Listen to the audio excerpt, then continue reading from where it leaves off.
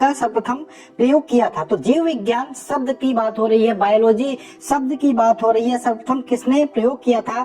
तो लैमार्क तथा ट्रेविरेनस ने। तो जीव विज्ञान शब्द का सर्वप्रथम प्रयोग किया था लैमार्क तथा ट्रेविरेनस ने। अब बात करें जीव विज्ञान का जनक किसे बोलते हैं? तो जीव विज्ञान हो या फिर जंतु विज्ञान, दोनों का जनक किसको बोलते हैं? अरिस्टोटस अंग्रेजी में बोलते हैं, हिंदी में हम अरस्तु ही बोलते हैं। ठीक, तो जीव विज्ञान का जनक किसे कहते हैं? अरस्तु को। जंतु विज्ञान का जनक किसे बोलते हैं? अरस्तु को। ठीक, और जीव विज्ञान शब्द का सर्वप्रथम प्रयोग किया था लैमार्क तथा ट्रेविरेनस ने। आगे बात करें फादर ऑफ मॉडर्न टैक्सोनॉमी, यानी कि आधुनिक वर्गीकरण के पिता किसको कहते हैं? तो कार्लोनस लिनियस को। किसको? कार्लोनस लिनियस को आधुनिक वर्गीकरण के पिता या फादर ऑफ मॉडर्न टैक्सोनॉमी बोलते हैं। नेक्स्ट है, अब ये कार्लोनस लिनियस के बारे में अगर जो हम देखें तो इन्होंने एक पुस्तक लिखे थे, उसमें इन्होंने जीवधारियों को 2 भागों में बांटा था। अब उस पुस्तक का नाम आपको बताना, तो ध्यान रखिएगा, पुस्तक का नाम था सिस्टमा नेचर। क्या था? Systema nature.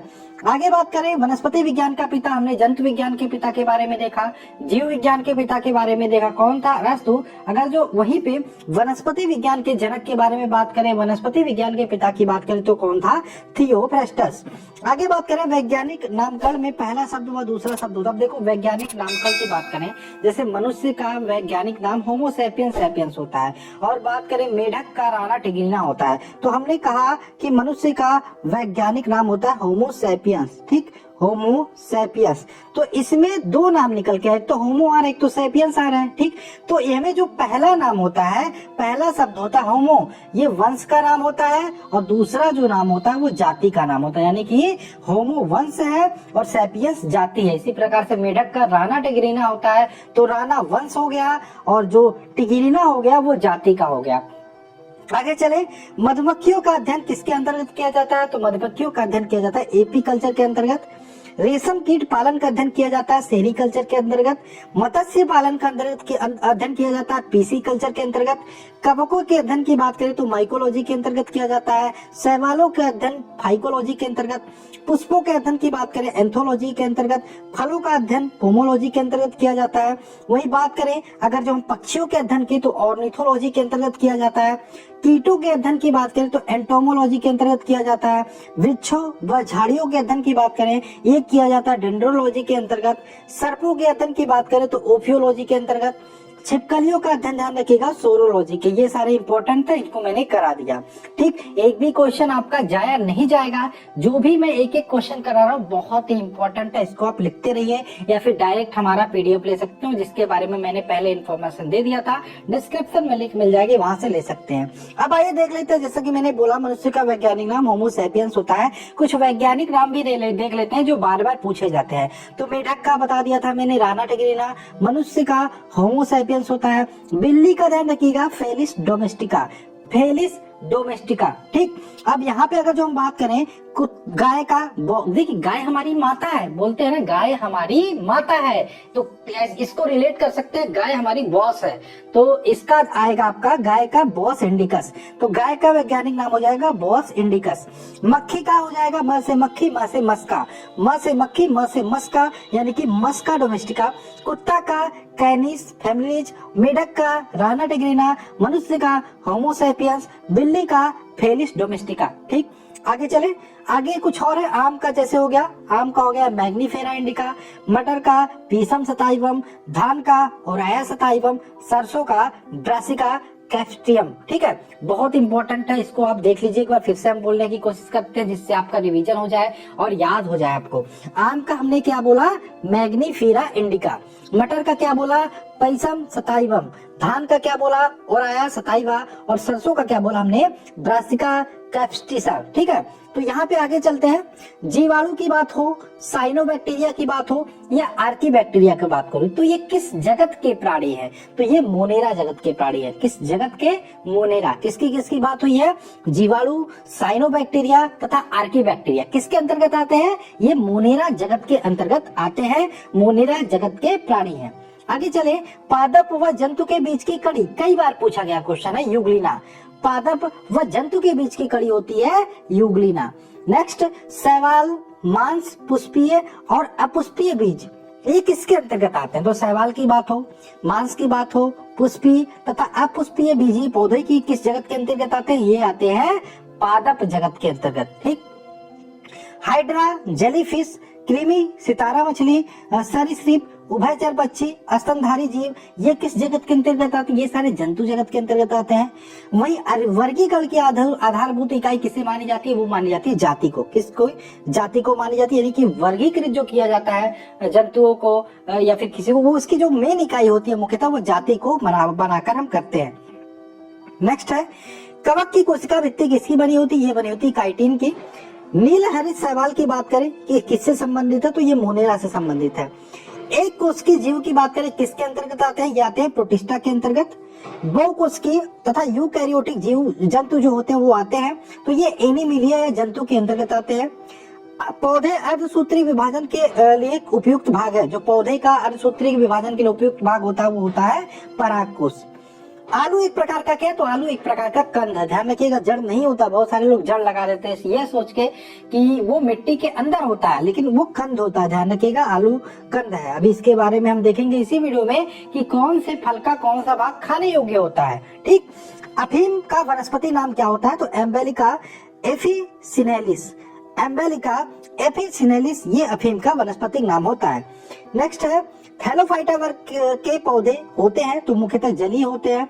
जंतु जगत का सबसे बड़ा संघ होता है तो आर्थ्रोपोडा होता है। नेक्स्ट, ऑक्टोपस किस संघ का जंतु है? तो ऑक्टोपस की बात करिए मोलस्का संघ का जंतु है। ये पहला टॉपिक हो गया, यानी कि पहला चैप्टर हो गया। नेक्स्ट टॉपिक की बात करें, नेक्स्ट चैप्टर की बात करिए, हमारा कोशिका विज्ञान है। बहुत इंपॉर्टेंट है, यहाँ से प्रश्न बनते हैं। कोशिका का शक्ति गृह या पावर हाउस किसे बोलते हैं? तो माइटोकांड्रिया के बोलते हैं। किसको कोशिका की आत्महत्या की थैली बोलते हैं? तो ये बोलते हैं लाइसोसोम को। नेक्स्ट, कौन सी कोशिका वनस्पति व पशु दोनों में उपस्थित होती है? तो इसको बोलते हैं सूत्रकणिका। नेक्स्ट है कोशिका क्या है? तो कोशिका जीवधारियों की रचनात्मक व कार्यात्मक इकाई होती है, इसको आप ध्यान रखिएगा। कोशिका की खोज किसने व कब की थी? तो रॉबर्ट हुक ने 1665 में कोशिका की खोज की थी। किसने? रॉबर्ट हुक ने 1665 में। नेक्स्ट बात करें, रॉबर्ट हुक ने कोशिका की खोज की थी। तो सबसे पहले यहाँ पे देखिए, जो कोशिका की खोज की थी रॉबर्ट हुक ने, वो एक प्रकार की निर्जीव कोशिका थी और उन्होंने बोतल के कार्क में की थी। और सजीव कोशिका अगर जो अपने आ जाए, सबसे पहले सर्वाधिक सजीव कोशिका की खोज किसने की? तो इसको ध्यान रखिएगा, ल्यूवेनहॉक ने की थी। ठीक, तो ये रॉबर्ट हुक ने कोशिका की खोज की थी। डायरेक्ट पूछे तो रॉबर्ट हुक ही आंसर लगाएंगे, लेकिन निर्जीव पूछे तो भी रॉबर्ट हुक, अगर जो सजीव पूछे तो ध्यान रखिएगा ल्यूवेनहॉक, आपको याद रखना है। ठीक, तो कोशिका का मुख्य भाग होता है केंद्रक। केंद्रक में क्या पाया जाता है? तो केंद्रक की बात करें जब भी, तो डीएनए, आरएनए व गुणसूत्र तीनों पाया जाता है। केंद्रक के मुख्यतः कितने भाग होते हैं? 4 भाग होते हैं। राइबोसोम मिलकर बना होता है। तो राइबोसोम की बात करें आरएनए और प्रोटीन से मिलकर बना होता है। माइटोकांड्रिया की खोज किसने की थी? तो अल्टमैन ने माइटोकांड्रिया की खोज की थी।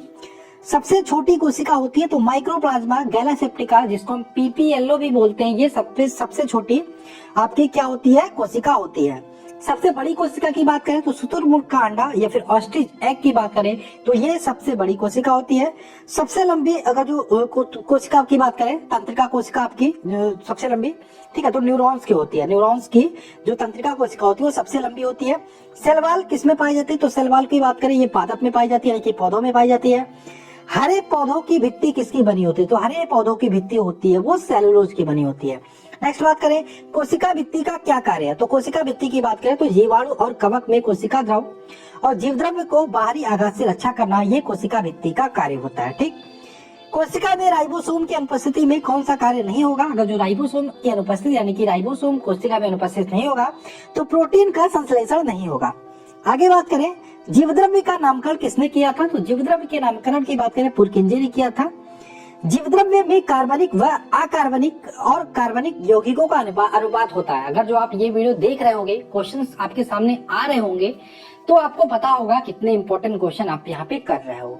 तो जीवद्रव्य में अकार्बनिक और कार्बनिक यौगिकों का जो अनुपात होता है 81:19 होता है। कोशिका के अध्ययन को कहते हैं तो साइटोलॉजी कहते हैं। सबसे लंबी कोशिका होती है तो तंत्रिका तंत्र की कोशिका या नर्वस सिस्टम की कोशिका सबसे लंबी होती है। कोशिका सिद्धांत का प्रतिपादन किया था तो स्लाइडन तथा स्वान ने कोशिका सिद्धांत का प्रतिपादन किया था। नेक्स्ट बात करें, तारकाय या सेंट्रोसोम पाया जाता है तो ये केवल जंतुओं में पाया जाता है, जंतु कोशिका में पाया जाता है। प्रोटीन की फैक्ट्री कहा जाता है किसको? राइबोसोम को प्रोटीन की फैक्ट्री कहा जाता है। कोशिका के अणुओं का यातायात प्रबंधक किसको बोलते हैं? तो गाल्जी काय को कोशिका के अणुओं का यात्रा प्रबंधक बोलते हैं। स्तनधारियों के आरबीसी में नहीं पाया जाता, तो स्तनधारियों के आरबीसी में लाइसोसोम नहीं पाया जाता। नेक्स्ट बात करें, पत्तियों का हरा रंग होता है, तो पत्तियों का हरा रंग पड़हरित या क्लोरोफिल के कारण होता है। पादप की रसोई किसे बोलते हैं? हरित लवक को बोलते हैं पादप की रसोई। नेक्स्ट बात करें, टमाटर का लाल रंग होता है लाइकोपिन के कारण टमाटर का रंग जो होता है वो लाल होता है। नेक्स्ट, पत्तियों का रंग पीला होता है, तो पत्तियों के रंग की पीला की बात करें कैरोटीन के कारण होता है। ये सारे क्वेश्चन बहुत ही सिंपल आपको आते होंगे। मनुष्यों में गुणसूत्रों की संख्या होती है 23 जोड़ी गुणसूत्र होते हैं, जिसमें 22 जोड़ी जो होते हैं ऑटोसोम होते हैं, और एक जोड़ी की बात करें वो सेक्स क्रोमोसोम होता है। सेक्स क्रोमो अभी हम आगे डिस्कस करेंगे, अभी छोड़ो इसके बारे में, इसमें दिया है तो खैर इसके बारे में आगे डिस्कस कर लेंगे, ठीक। तो 23 जोड़ी गुणसूत्र होते हैं। वंशागति का वाहक किसे बोलते हैं? तो गुणसूत्रों को वंशागति का वाहक बोलते हैं। डीएनए की द्विकुंडली संरचना या डबल हेलिक्स मॉडल को किसने प्रतिपादित किया था? तो वाटसन और क्रिक ने। किसने किया था? वाटसन तथा क्रिक ने। प्रोटीन बनने की अंतिम क्रिया को कहते हैं, तो प्रोटीन बनने की अंतिम क्रिया को ट्रांसलेशन कहते हैं। डीएनए का पूरा नाम पूछे या आरएनए का पूरा नाम पूछे, ध्यान रखिएगा डीएनए का होता है डीऑक्सीराइबोन्यूक्लिक एसिड, आरएनए का पूरा नाम होता है राइबोन्यूक्लिक एसिड, ठीक। आगे चले, क्वेश्चन नंबर नेक्स्ट टॉपिक ही है जैव विकास और आनुवंशिकी, ठीक। तो सर्वप्रथम प्रकाश संश्लेषी जीव कौन थे? तो सर्वप्रथम प्रकाश संश्लेषी जीव थे साइनोबैक्टीरिया। पक्षियों का विकास हुआ था, पक्षियों के विकास की बात करें सरीसृपों से हुआ था। जल स्थलचर जीवों का विकास हुआ था, तो मत्स्य वर्ग से हुआ था। नेक्स्ट, स्तनी वर्ग के जंतुओं का विकास हुआ था, ये हुआ था सरीसृपों से। नेक्स्ट बात करें, प्राचीन जीवों व पादपों के अवशेषों के अध्ययन को कहते हैं, तो जीवाश्म विज्ञान बोलते हैं। नेक्स्ट, उपार्जित लक्षणों के अध्ययन को क्या कहते हैं? तो उपार्जित लक्षणों के अध्ययन को टोटोलॉजी बोलते हैं। क्या बोलते हैं? टोटोलॉजी। नेक्स्ट बात करें, उत्परिवर्तन के सिद्धांत का प्रतिपादन किया था, कि ये किया था ह्यूगो डी ब्रेज ने। नेक्स्ट, वे लक्षण जो पीढ़ी दर पीढ़ी संचरित होते हैं क्या कहलाते हैं? ये कहलाते हैं आनुवंशिकी। नेक्स्ट बात करें, आनुवंशिकी के बारे में सर्वप्रथम जानकारी दी थी, किसने दी थी? ग्रेगर जोहान मेंडल ने। आनुवंशिकता के पिता किसे कहते हैं? तो ये कहते हैं ग्रेगर जोहान मेंडल को आनुवंशिकता के पिता बोलते हैं। नेक्स्ट, आनुवंशिकी संबंधी प्रयोगों के लिए मेंडल ने सर्वप्रथम चुनाव किया था, तो मटर के पौधे का चुनाव किया था। नेक्स्ट, आनुवंशिकता की इकाई होती है, यहाँ पे जीन होती है। जीन कहाँ अवस्थित होते हैं? जीन की बात करें ये गुणसूत्रों में अवस्थित होते हैं। नेक्स्ट बात करें, सर्वप्रथम प्रयोगशाला में जीन के संश्लेषण करने वाले वैज्ञानिक कौन थे? तो ये थे डॉक्टर हरगोविंद खुराना। नेक्स्ट, एक जीन एक एंजाइम सिद्धांत किसने प्रतिपादित किया था? एक जीन एक एंजाइम सिद्धांत जो था वो वीडल तथा रैटम ने प्रतिपादित किया था। ध्यान रखिएगा बहुत इंपॉर्टेंट है, वीडल तथा रैटम ने एक जीन एक एंजाइम सिद्धांत प्रतिपादित किया था। जीन का वर्तमान नाम देने वाले वैज्ञानिक थे, तो जीन का वर्तमान नाम देने वाले वैज्ञानिक थे कौन थे? जॉनसन। कोशिका में पाया जाने वाला आनुवंशिक पदार्थ क्या होता है? तो कोशिका में पाया जाने वाला आनुवंशिक पदार्थ होता है डीएनए। प्रयोगशाला में डीएनए का संश्लेषण किसने किया था? तो खुराना ने किया था। किसने? खुराना ने। माता पिता के गुणसूत्रों की उनकी संतानों में किसके द्वारा स्थानांतरित होती है? तो अभी हमने बात किया था नेक्स्ट वीडियो में, ठीक है। तो ये होता है गुणसूत्रों द्वारा। मनुष्य में द्विगुणित क्रोमोसोम की संख्या होती है, तो 23 जोड़ी। जोड़ी की बात हो रही है 23 जोड़ी, अगर सिंगल में पूछे तो कुल 46, कुल गुणसूत्रों की संख्या 46 होती है। अब यहाँ पे हमने बोला था आपको कि 23 जोड़ी होती है टोटल, 22 जोड़ी होता है ऑटोसोम, ये तो मेल हो या फीमेल समान होता है, और एक जोड़ी होता है आपका जिसको हम बोलते हैं सेक्स क्रोमोसोम। अब इस एक जोड़ी की अगर जो हम बात करें, इसमें अगर जो XX निकल के आ गया तो आप कहोगे लड़की होगी, और XY हो गया तो लड़का होगा, इसको आप ध्यान रखिएगा, ठीक। तो XX होगा, XY होगा तो लड़का होगा, नर का गुणसूत्र सम्मिलित होगा, XX होगा तो मादा होगी, ठीक, ये आप ध्यान रखिएगा। आगे चले, क्वेश्चन नंबर 24 है, बच्चे का लिंग निर्धारण के लिए उत्तरदायी क्रोमोसोम होता है, पिता का क्रोमोसोम होता है। एक सामान्य मानव शुक्राणु में ऑटोसोम की संख्या होती है 22 जोड़ी, ऑटोसोम की बात हो रही है 22 जोड़ी होती है, सेक्स क्रोमोसोम 1 जोड़ी होती है। कौन सा लिंग संलग्न रोग है? वर्णांता की बात करें आनुवंशिक रोग होता है, ये लिंग संलग्न रोग भी होता है। शिशु का नेतृत्व पिता स्थापित करने के लिए निम्न में से किस एक तकनीक का प्रयोग करते हैं? तो यहाँ पे डीएनए फिंगरप्रिंट। शिशु नेतृत्व की बात करें, जैसे आपने फिल्मों में देखा होगा कि कोई अगर जो साबित करना चाहता है ये मेरी पिता है, ये मेरी माता, तो डीएनए तथा फिंगरप्रिंट ये एक प्रक्रिया होती है जिसके तहत ये पता चल सकता है, ठीक। वर्णांधता वाले व्यक्ति को रंग दिखाई देता है, यहाँ पे हरा, तो लाल रंग जो होगा तो उसे हरा दिखाई देगा, ठीक। नेक्स्ट है, मनुष्य में लाल हरी वर्णांता को जाना जाता है, तो इसको जाना जाता है प्रोटोनिका व ड्यूटेरोनोपिया के रूप में। नेक्स्ट बात करें, एक वर्णांत पुरुष एक सामान्य महिला से विवाह करता तो वर्णांतता के लक्षण होंगे, तो ये पुत्रियों के पुत्रों में, मतलब उसके पुत्र में नहीं होगा, उसके पुत्रियों के पुत्रों में होगा। ठीक, लाल हरा वर्णांतता किसके कारण होता है, तो यक्ष गुणसूत्रों की वंशागति के कारण होता है। हीमोफीलिया की बात करें, यह रक्त का थक्का नहीं बनता हीमोफीलिया में। और अगर जो बात करें गुणसूत्रों में पाया जाने वाला अनुवांशिक पदार्थ होता तो ये होता है जीनोम या जीन होता है। ठीक, आगे बात करें, आगे हमारा वनस्पति विज्ञान है। पेड़ व पौधे व उनके क्रियाकलापों के अध्ययन को कहते हैं, तो इसको बोलते हैं वनस्पति विज्ञान। वनस्पति विज्ञान के जनक, इसको हमने पहले चैप्टर में ही डिस्कस कर लिया था, थियोफ्रेस्टस। और हिस्टोरिया प्लांटेरम पुस्तक के लेखक कौन थे, चूंकि वनस्पति विज्ञान के जनक थे थियोफ्रेस्टस, इसलिए इन्होंने हिस्टोरिया प्लांटेरम नामक बुक को लिखा था थियोफ्रेस्टस ने। आगे बात करें, फाइकोलॉजी में किसका अध्ययन किया जाता है, तो फाइकोलॉजी की बात करें, इसके अंतर्गत शैवालों का अध्ययन किया जाता है। पर्यावरण का अध्ययन जीव विज्ञान की किस शाखा के अंतर्गत करते हैं, ये करते हैं पारिस्थितिकी शाखा के अंतर्गत। फूलों के संवर्धन के विज्ञान को कहते हैं फ्लोरिकल्चर। झाड़ियों के अध्ययन किया जाता है, ये किया जाता है डेंड्रोलॉजी के अंतर्गत।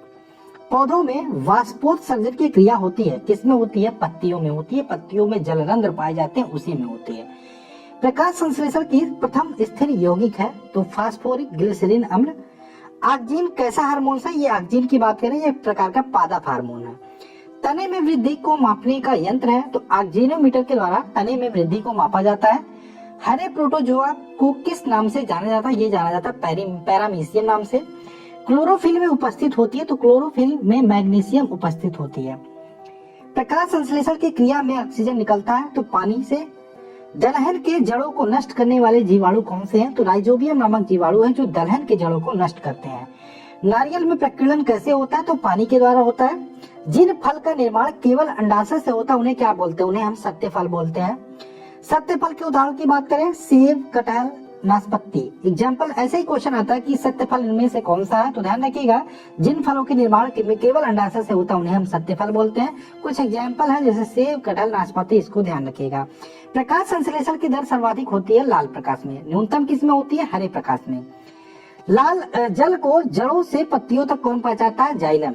और भोजन को यहाँ पे बात करें, आपका कुछ इस प्रकार से वृक्ष होता है, तो जो जल होता है, खनिज लवण होते हैं, वो यहाँ पे मिट्टी में होते हैं, तो ये मिट्टी से ऊपर पत्तियों तक या ऊपर तक पौधों में तनों तक पहुंचाने का कार्य जो करता है वो जाइलम करता है।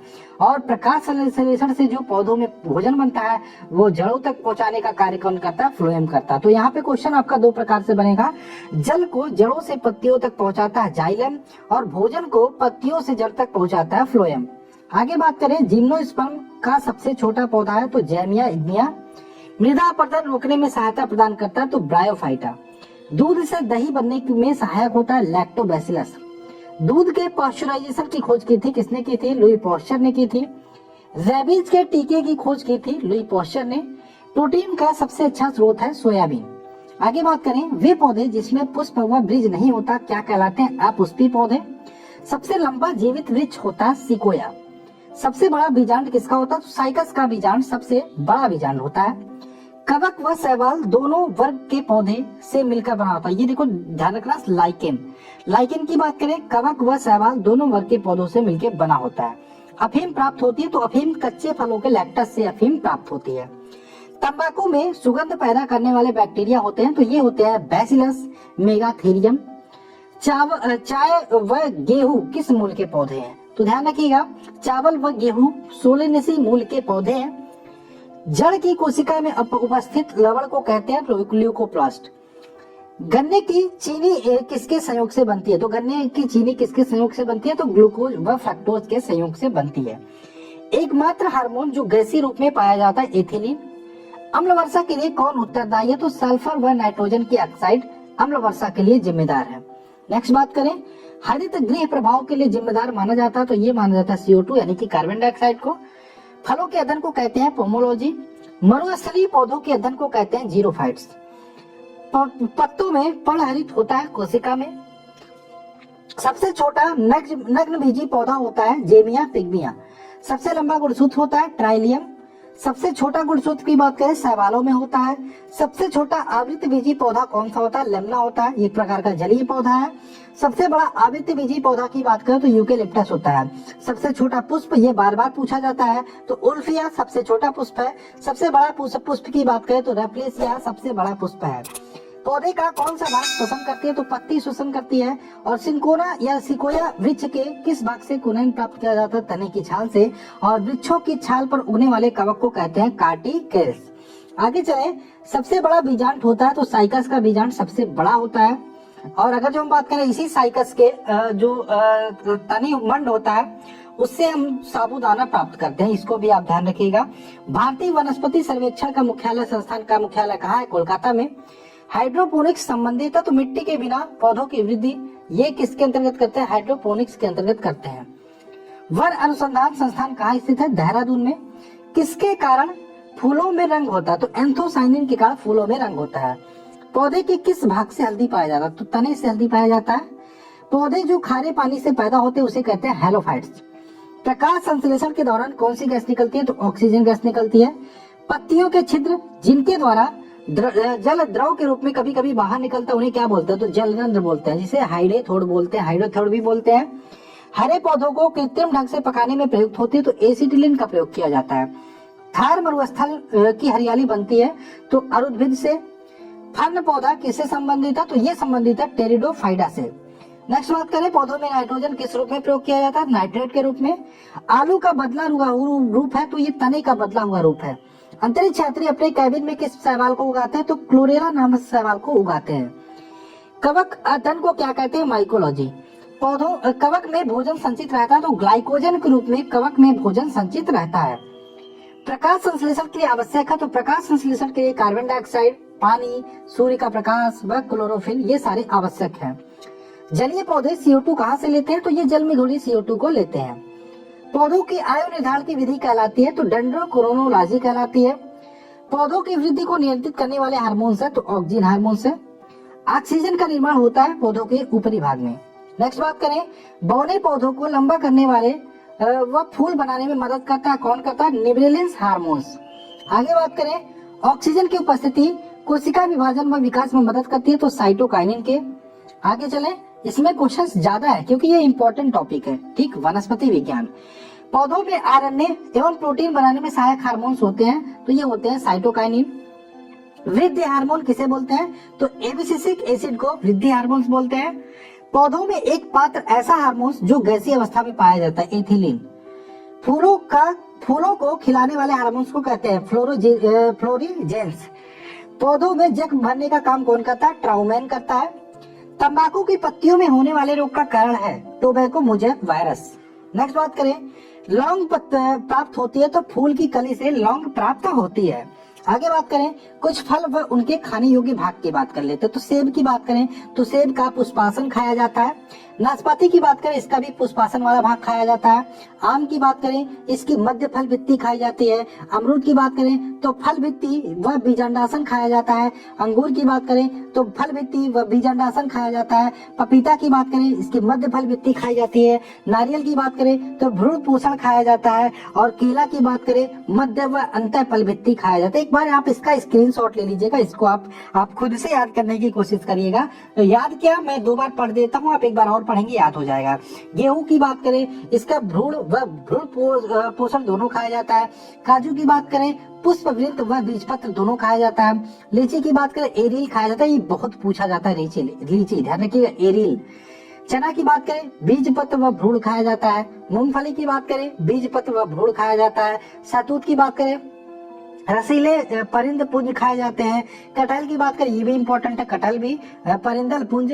और नारंगी की बात करें या संतरे की बात करें, जूसी हेयर खाया जाता है, ठीक है। तो यहाँ पे ये सारे आप देख लीजिएगा, इसकी स्क्रीनशॉट ले लीजिए, इंपॉर्टेंट है। अब आते हैं, पौधों में तत्वों की कमी से कौन से रोग उत्पन्न हो जाती है, ये भी पूछा जाता है। तो रोग की बात करें, आम एवं बैगन में लिटिल लीफ नामक रोग हो जाता है। लिटिल लीफ किसमें? आम एवं बैगन में। अब ये किसकी कमी के कारण होता है? जस्ते की कमी के कारण, ठीक। नींबू में कौन सा रोग होता है? डाईबैक, ये तांबे की कमी के कारण हो जाता है। नींबू में लिटिफ और लीफ नामक एक रोग होता है, ये तांबे की कमी से हो जाता है। फूल गोभी में ब्राउनिंग नामक रोग बोरॉन की कमी से हो जाता है। मटर में मांस रोग हो जाता है, ये मैग्नीज की कमी के कारण हो जाता है। लीची में पत्ती जल जाती है उसकी पोटेशियम की कमी के कारण। धान में खैरा रोग बहुत फेमस है, ये जस्ते के कारण होता है, जस्ते की कमी के कारण। आलू में ब्लैक हट रोग हो जाता है, ये भंडारण में O2 की कमी के कारण ब्लैक हट नामक रोग हो जाता है। आंवले में निक्रोसिन हो जाता है, ये बोरोन की कमी के कारण। सलजम में वाटर कोर हो जाता है मैग्नीज के कारण। गाजर में कोटर स्पॉट हो जाता है कैल्शियम के कारण। मक्का में व्हाइट बड हो जाता है, ये जस्ता के कारण। चुकंदर में हट रॉट हो जाता है, ये बोरॉन के कारण होता है। ठीक, आगे चले। अब पारिस्थितिकी यानी कि ये भी इंपॉर्टेंट टॉपिक है, यहाँ से भी प्रश्न बनते हैं। चलिए इसको देख लेते हैं। भारत में पर्यावरण संरक्षण अधिनियम कब पारित किया गया था? 1986 में। विश्व पर्यावरण दिवस मनाया जाता है 5 जून को। विश्व पर्यावरण संरक्षण दिवस मनाया जाता है 20 नवंबर को। पारिस्थितिकी शब्द का सर्वप्रथम प्रतिपादन किया था किसने? बहुत इंपॉर्टेंट है, रिटर ने। पारिस्थितिकी निम्न में किसके बीच पारस्परिक संबंध को दर्शाती है? तो जीव व वातावरण के बीच पारस्परिक संबंध को दर्शाती है। पारिस्थितिकी तंत्र शब्दावली किसने प्रस्तुत की थी? टेंसले ने। पारिस्थितिकी तंत्र के 2 घटक कौन कौन से? तो जैविक घटक और अजैविक घटक। किसी पारिस्थितिकी तंत्र में ऊर्जा के प्रवाह की श्रृंखला क्या कहलाती है? तो उत्पादक, उपभोक्ता और अपघटक, ये 3 श्रृंखला, ये प्रवाह की श्रृंखला कहलाती है। परितंत्र में ऊर्जा का प्राथमिक व या मुख्य स्रोत होता है, तो ये होता है सूर्य का प्रकाश। वायु एवं जल की क्रिया द्वारा भूमि का कटाव क्या कहलाता है? अपरदन कहलाता है। मुख्यतः मैंग्रोव वाली ज्वारीय वन कहाँ पाए जाते हैं? तो ये पाए जाते हैं सुंदरबन डेल्टा में। मैंग्रोव वनस्पति का मुख्य घटक होता है तो राइजोफोरा मैंग्रोव वनस्पति का मुख्य घटक होता है। समुद्र के किनारे की वनस्पति क्या कहलाती है? तो ये कहलाती है लवणोद्भिद वनस्पति। वे घटक जो अपना भोजन स्वयं बनाते हैं ये कहलाते हैं उत्पादक। वे घटक जो उत्पाद द्वारा बनाए भोजन का उपयोग करते हैं ये कहलाते हैं उपभोक्ता। उपभोक्ता कितने प्रकार के होते हैं? ये 3 प्रकार के होते हैं। ठीक, बात करें प्राथमिक उपभोक्ता के उदाहरण, तो प्राथमिक उपभोक्ता में आपकी गाय, भैंस, बकरी आ जाती है, ये इकोलॉजी बहुत इंपॉर्टेंट है। ठीक है, द्वितीय उपभोक्ता के अंतर्गत बात करें, ये आपकी लोमड़ी, भेड़िया, मोर आ जाती है। तृतीय उपभोक्ता की बात करें, आपका बाघ, शेर, चीता आदि आ जाते हैं। कवक व जीवाणु किस वर्ग के अंतर्गत आते हैं? अपघटक वर्ग के अंतर्गत। हाइड्रोफाइट कहते हैं, तो एक जलीय पौधों को हाइड्रोफाइट बोलते हैं। पारिस्थितिकी संतुलन बनाए रखने के लिए भारत में वन क्षेत्र कितने अनुपात में होना चाहिए? तो 33.3% के अनुपात में होना चाहिए। और विश्व का सबसे अधिक तेजी से बढ़ने वाला जल पादप कौन है? तो जल हायसिन विश्व का सबसे तेजी से बढ़ने वाला जल पादप होता है। आगे बात करें प्रदूषण यानी कि पॉल्यूशन वाला चैप्टर भी देख लेते हैं। तो वायु प्रदूषण के संदर्भ में पीएम का देखो, पीएम को जब भी बात करें PM 2.1, तो पीएम का फुल फॉर्म होता है पर्टिकुलर मैटर या कणकीय पदार्थ। केंद्रीय प्रदूषण नियंत्रण बोर्ड कहाँ स्थित है? दिल्ली में। भारतीय वन प्रबंधन संस्थान भोपाल में स्थित है। राष्ट्रीय विज्ञान औद्योगिक संस्थान की बात करें, ये आपका फरीदाबाद में स्थित है। आपको याद होगा भोपाल, आपको याद कहाँ होगा? 1984 की बात है, 1984 की बात है, मुझे भी नहीं याद होगा, शायद मैं पैदा भी नहीं हुआ था। मेरा खुद डेट ऑफ बर्थ 1985 है, 1995 है। तो 3 दिसंबर 1984 एक काला दिन कह सकते हैं भोपाल गैस त्रासदी। ठीक है, तो इसमें जो केमिकल फैक्ट्री थे उसमें गैस लीकेज हुई थी, इसमें बहुत सारे लोग मारे गए थे। तो इसमें कौन सी गैस लीकेज हुई थी? बार बार पूछा जाता है, मिथाइल आइसोसाइनेट। वायु प्रदूषण के मुख्य कारण होते हैं, तो वायु प्रदूषण के मुख्य कारण जो गैस होते हैं वो carbon monoxide, sulphur dioxide, hydrogen sulphide, hydrogen fluoride, nitrogen के ऑक्साइड और अमोनियम, ये आपके वायु प्रदूषण के मुख्य कारण होते हैं। नेक्स्ट बात करें, विश्व पर्यावरण दिवस मनाया जाता है तो 5 जून को विश्व पर्यावरण दिवस मनाया जाता है। ओजोन दिवस कब मनाते हैं? 16 सितंबर को। ध्वनि प्रदूषण कब होता है? जब ध्वनि 80 डेसिबल से ऊपर हो तो हम उसको ध्वनि प्रदूषण मानते हैं, क्योंकि WHO के अनुसार ये कहा जाता है, ये जारी किया जाता है। ठीक है, सबसे ज्यादा जल प्रदूषण होता है शहरीकरण से। जल प्रदूषण की जांच की जाती है तो BOD द्वारा, यानी कि बायोकेमिकल ऑक्सीजन डिमांड, जल में घुली ऑक्सीजन की मात्रा के हिसाब से जांची जाती है कि जल में कितना प्रदूषण है। जल प्रदूषण कब होता है? तो जब जल में O2 की मात्रा कम हो जाती है, ऑक्सीजन की मात्रा कम हो जाती है, तब उस स्थिति को जल प्रदूषित मानते हैं। ठीक, वायु प्रदूषण से सबसे ज्यादा होता है, तो वायु प्रदूषण सबसे ज्यादा 60% होता है वायु वाहनों के धुएं से। जमीन से निकलने वाले ईंधन को कहते हैं जीवाश्म ईंधन। सबसे हानिकारक प्रदूषित गैस होती है तो कार्बन मोनोऑक्साइड। ठीक, अम्लीय वर्षा होती है तो सबसे ज्यादा जो अम्लीय वर्षा होती है सल्फर डाइऑक्साइड के कारण होता है तथा नाइट्रोजन डाइऑक्साइड, इन दोनों के कारण होता है। ग्रीन मफल का इस्तेमाल करते हैं तो ध्वनि प्रदूषण कम करने के लिए ग्रीन मफल का इस्तेमाल करते हैं। रेडियो एक्टिव से कहाँ प्रदूषण होता है? तो जल, वायु, जमीन, यानी कि तीनों जगहों पे रेडियो एक्टिविटी से प्रदूषण होता है। सबसे खतरनाक रेडियो एक्टिव तत्व है तो स्ट्रोंटियम 90 सबसे खतरनाक रेडियो एक्टिव तत्व माना जाता है। जेट प्लेन से निकलने वाला प्रदूषण किस श्रेणी में आता है तो एरोसोल श्रेणी में आता है। जेट प्लेन में धुएं में गैस होती है तो CFC यानी कि क्लोरोफ्लोरोकार्बन और N2O। सूर्य से आने वाली हानिकारक पराबैंगनी किरणों से होता है त्वचा कैंसर, और इन किरणों से कौन रोकता है आने से ओजोन लेयर। हरित गैसें होती है तो CFC, CO2, CH4, NO2 ये सारे हरित गैसें होती हैं। ग्रीन हाउस की सबसे मुख्यतः गैस है तो CO2 यानी कि कार्बन डाइऑक्साइड। किस प्रदूषण के कारण मनुष्य की तंत्रिका तंत्र प्रभावित होती है सीसा के कारण। सीसा के प्रदूषण के कारण मनुष्य की तंत्रिका तंत्र प्रभावित होती है। कौन सा प्रदूषण मनुष्य में रक्तदाब को बढ़ाता है वह हृदय रोग पैदा करता है तो कैडमियम। लोहे की खान में काम करने वाले मजदूर किस रोग के कारण ग्रसित हो जाते हैं तो सिलिका के कारण यहाँ पे रोग से ग्रसित हो जाते हैं। तो ये था आपका प्रदूषण का टॉपिक के कुछ इंपॉर्टेंट प्रश्न। अब हम आते हैं प्राणी विज्ञान। प्राणी विज्ञान भी बहुत इंपॉर्टेंट टॉपिक, आइए इसके क्वेश्चन को डिस्कस करते हैं। तो प्राणी विज्ञान में पहला प्रश्न आपके सामने है, जंतुओं तथा उनके क्रियाकलापों के अध्ययन करते हैं। तो प्राणी विज्ञान के अंतर्गत जंतुओं व उनके क्रियाकलापों का अध्ययन करते हैं। एक कोशिकीय प्राणी किस संघ में आते हैं तो एक कोशिकीय प्राणी संघ प्रोटोजोआ के अंतर्गत आते हैं। नेक्स्ट है, संघ पेरिफेरा के सभी जंतु पाए जाते हैं तो खारे पानी में। किसमें? खारे पानी में। नेक्स्ट, संघ पेरिफेरा के उदाहरण है तो संघ पेरिफेरा की बात करें तो साइकन, मेथेनिया, स्पंज ये सारे संघ पेरिफेरा के उदाहरण है। नेक्स्ट बात करें, संघ सैलिन्ट्रेटा किस कैसे प्राणी होते हैं तो ये जलीय द्विस्तरीय प्राणी होते हैं। नेक्स्ट, संघ सैलिन्ट्रेटा के प्राणी के कुछ उदाहरण है तो इसके उदाहरण की बात करें तो हाइड्रा हो गया, जेलीफिश, सी एनीमोन, मूंगा ये सारे संघ सैलिन्ट्रेटा के उदाहरण हैं। केचुआ किस संघ के प्राणी है तो केचुआ की बात करें तो संघ एनिलिडा के प्राणी है। केचुआ में हृदय होती है तो केचुआ में हृदय की बात करें 4 जोड़ी हृदय पाई जाती है। नेक्स्ट, आर्थ्रोपोडा संघ के देह गुहा कहलाती है तो हेमोसिल। आर्थ्रोपोडा प्राय होते हैं तो आर्थ्रोपोडा की बात करें एक लिंगी व निषेचन शरीर इनके अंदर जो निषेचन होता है वो शरीर के अंदर होता है। तो आर्थ्रोपोडा की बात करें ये एक लिंगी होते हैं, सबसे पहले ये ध्यान रखिएगा, तथा निषेचन जो होता है इनके अंदर शरीर के अंदर होता है। नेक्स्ट है, आर्थ्रोपोडा संघ के उदाहरण होते हैं तो आर्थ्रोपोडा संघ के उदाहरण होते हैं तिलचट्टा, झींगा मछली, कीकड़ा, खटमल, मक्खी, मच्छर, मधुमक्खी, टिड्डा आदि ये सारे आर्थ्रोपोडा संघ के उदाहरण होते हैं। नेक्स्ट बात करें, काकरोच में हृदय कक्ष होते हैं तो काकरोच में बात करें 13 हृदय कक्ष होते हैं। संघ इकाइनोडर्मेटा के सभी प्राणी प्राय होते हैं तो ये होते हैं प्राय समुद्री।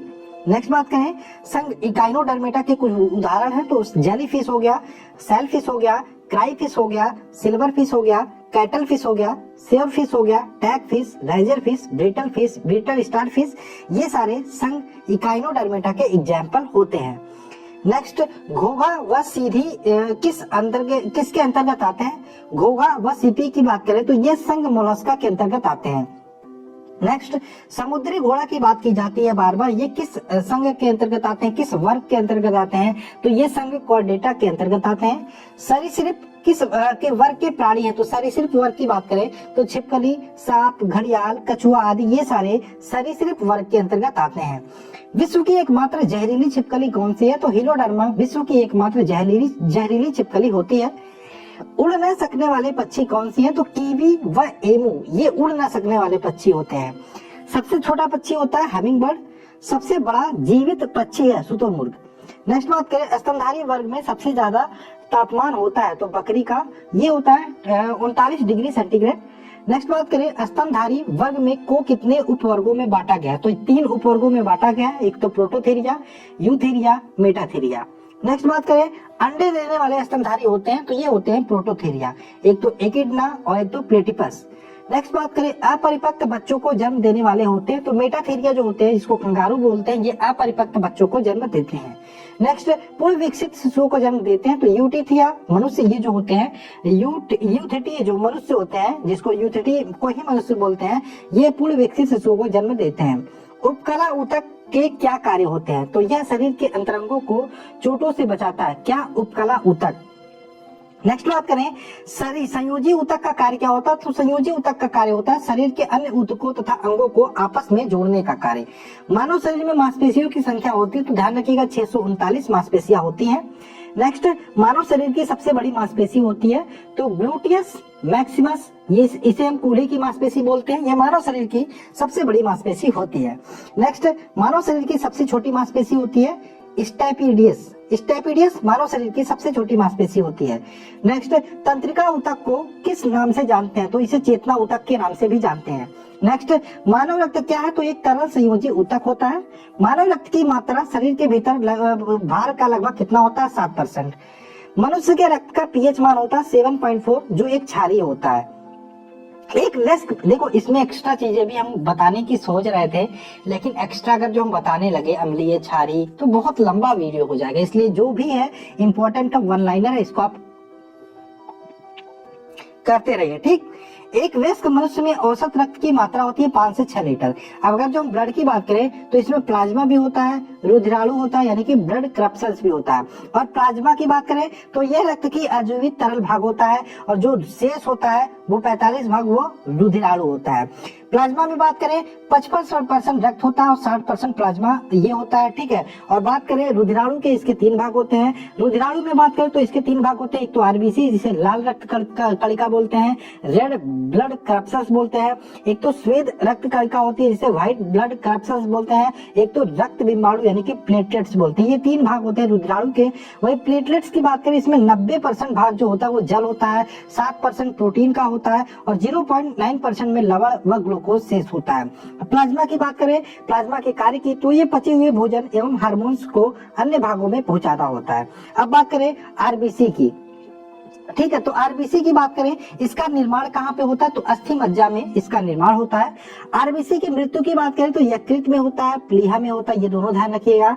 आरबीसी में केंद्रक नहीं होता, तो वो यहाँ पे बात करें, ठीक है, ये आरबीसी में केंद्रक नहीं होता, ये आपको बताना है। तो यहाँ पे ध्यान रखिएगा, इसका अपवाद होता है, ठीक है। आरबीसी में केंद्रक नहीं होता, ये आप ध्यान रखिएगा।